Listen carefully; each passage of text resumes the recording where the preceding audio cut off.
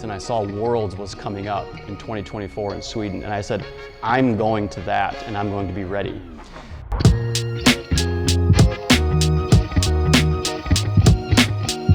My name's Mike Laninga. I'm a competitive masters sprinter in the 400-meter dash.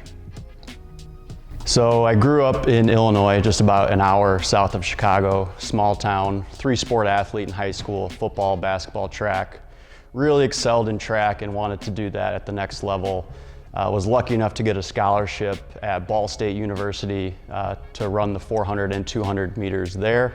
Only had the chance to run my freshman year because they canceled men's track, which was unfortunate. But I always came back to track and field one way or another, whether it was through coaching or just being involved with the sport, volunteering at different events. So the last couple of years kind of found my way back to the sport as an athlete.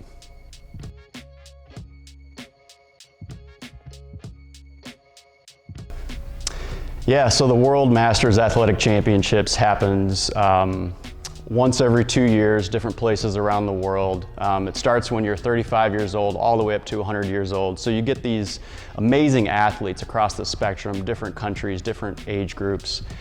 And it was a blast. I did better than I thought. I placed 18th overall in the 400-meter dash. But honestly, my favorite part was connecting with the different athletes from all different countries. Saudi Arabia, Mexico, Venezuela, Canada, you name it. And just understanding that we're all pretty much the same, like we're parents, we're family members, we have jobs, we're doing the same sorts of training. We just happen to be doing it in different parts of the world. So that was probably my favorite part, recognizing that there's a bigger community around Masters track and field.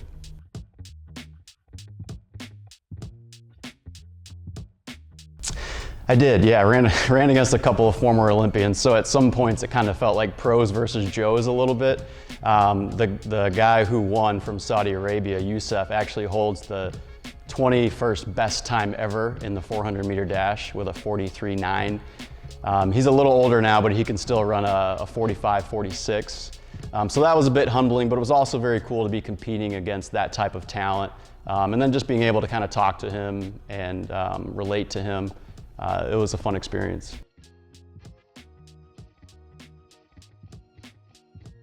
The event chooses you, you don't choose the event. I was always the fastest, you know, as a kid growing up, whether it was the 100-meter dash or the mile, I would win most of those races. And I was always just athletic in general. I could do, you know, double-digit pull-ups, all those sorts of presidential tests you have growing up in gym class, that sort of thing. And I grew up in the country, so you know, had to care for the lawn, had to chop wood and, you know, bring it into the house with a wheelbarrow and a fireplace. So a lot of physical activity as a kid. And I always loved jumping. You can ask my parents, I was always trying to touch the ceiling in our house, whether it was at 8 foot, 10 foot, 11 foot. I was always trying to get there, always trying to get to dunk, which I did eventually, which was fun. So I just always had that spring and that energy to be an athlete. You know, and then when I got into high school, obviously still very fast, and started to have some success. And so when you have success, you want more of it. You start to realize you're good at it. And that sort of becomes your identity. You know, I had the chance to play football in college, but I didn't really connect with football as much as I did with track and field. And I had more success in track and field, so I decided to go that route.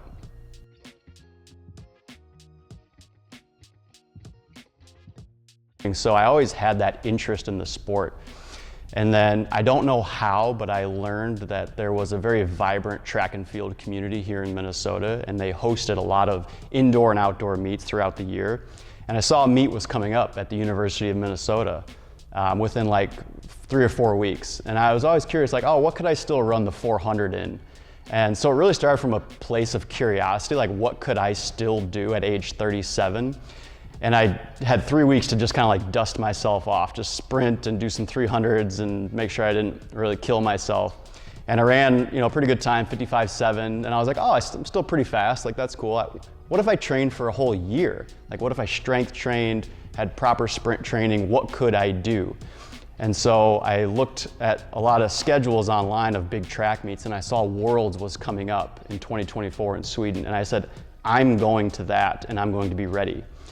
And so that kind of led me down the path of just getting my body ready, having 2 full years of training under my belt. Had to deal with a few injuries along the way, which was instructive about what needed to be strengthened and addressed before training for Worlds. So again, it just started from a place of curiosity of like, how fast could I still go 20 years after being a collegiate athlete?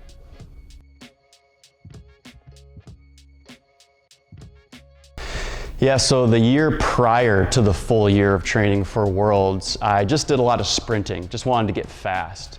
But I quickly realized that I was missing that strength component, and I wasn't in the gym, I wasn't lifting weights, no resistance training, and I was having issues. It was kind of like a sports hernia, and I felt it. I knew something was wrong, so I took time off, addressed it, PT work, and was just looking for a place where I could come and get strong leading up to Worlds. And Inspired Athletics is really close to my house, so I came here, went on a tour.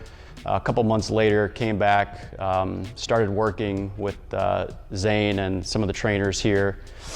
And you know, it was just a place where I felt like I could come, not only train, but have expertise around me, whatever popped up. I had some foot issues, I had some knee issues. The PTs here were great, they kept me on the track, and ultimately led me to a great finishing at World Championships.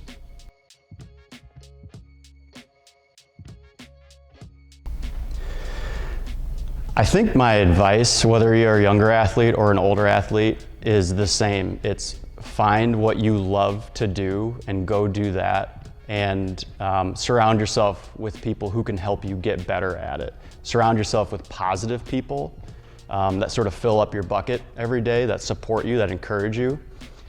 So whether you're a younger athlete or older athlete getting back into a sport, I think that is crucial. That'll keep you in it, that'll keep you motivated. And for like a younger athlete more specifically, I would say don't worry about those 1 or 2% gains and things you see on social media. Worry about building yourself up to be a robust athlete. Think about strength, think about mobility, think about speed. Again, the people around you will help you get there. Don't worry about the flashy stuff that you see online. Focus on the meat and potatoes of training. And then as you ascend and get higher and higher in your performance, then once you've got that base, you can go after those 1 and 2%.